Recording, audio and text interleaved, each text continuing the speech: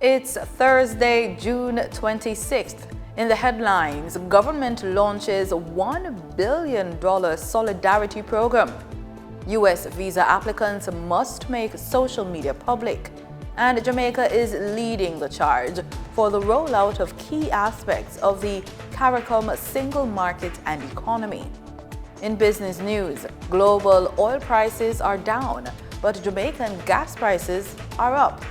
Regionally, St. Kitts and Nevis Prime Minister Dr. Terence Drew seeks clarity on reported visa ban.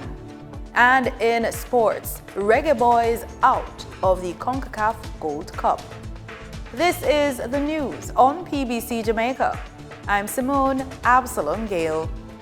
For the full newscast, head over to our YouTube and Facebook pages.